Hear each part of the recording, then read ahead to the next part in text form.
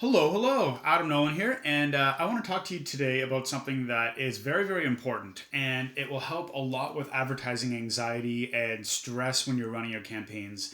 And it'll also help you scale faster. It'll help you pinpoint any issues that are going on with your business, help you fix your opt-in pages, your ads, your sales funnels. This one tip today is a really, really big one, and I'm really glad that I get to share it with you. So, before we go on, I want to talk a little bit about a couple of scenarios that people go through when they're advertising.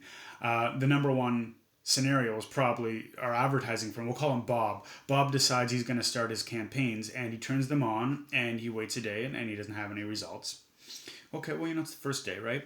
He waits another day and still no results. And he waits a third day. And after this, he spent, $50 a day, $100 a day. He's wasted $300.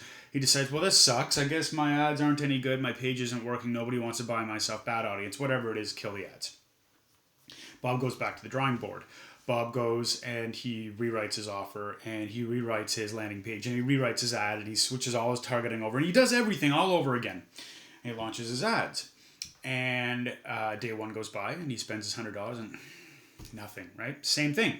Day two goes by, same issue, no sales, no leads, nothing. Day three goes by, same thing happens, no sales, no leads. He decides, well, damn, this sucks. I've spent $600 now and no results. And Bob ends up getting discouraged. Bob gets frustrated. Bob starts to have these seeds of doubt planted.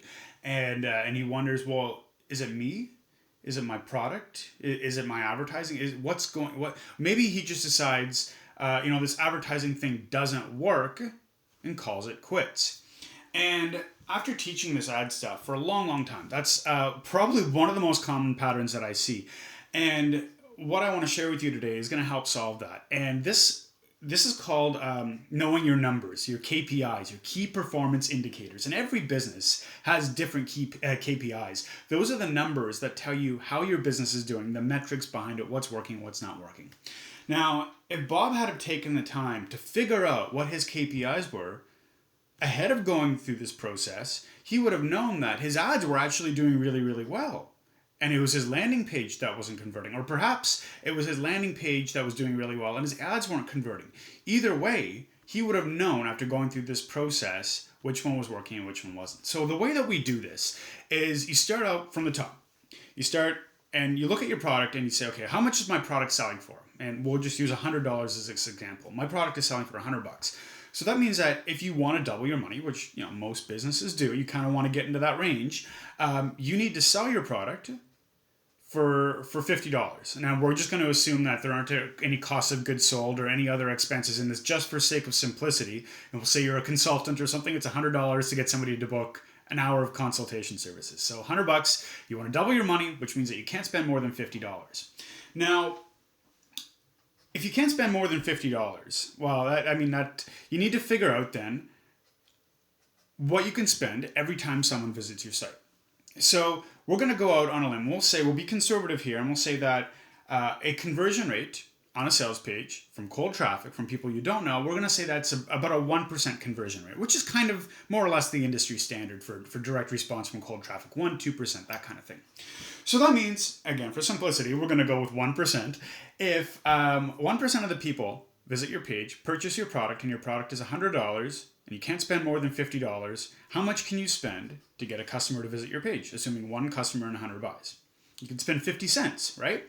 So what you can do with this information, you know that you need to spend less than 50 cents. Your conversion rate on your web page needs to be more than 1%, and you can't spend a grand total of more than $50 to get that sale. So what you can do from that, and this is a very, very simple funnel, is that by looking at it, you're able to know whether the ad isn't performing. Maybe the ad is costing too much. It's costing you 75 cents, and that's why you're not profitable. So then the object, maybe your page is working fine. The object then to fix in that funnel is to get your cost per click down. Maybe your cost per click is 25 cents. It's awesome. It's fantastic. That means if your cost per click is really low and your page still isn't converting and everything's targeted and it's lined up, you need to work on that page. So by figuring out the absolute values at every step of your funnel, you're able to compare those with actual numbers that you're getting in your advertising and see side by side what's working and what's not working. Okay, my cost per click needs to be below 25 cents and it needs to be above 2%. Excellent, I'm right there. My sales page needs to be converting at 1.5%. Okay, well, it's only at 1%. That means I need to focus on that, tweak the sales page, forget about the ads. The ads are working great. Focus on the sales page and get that up to 1.5%.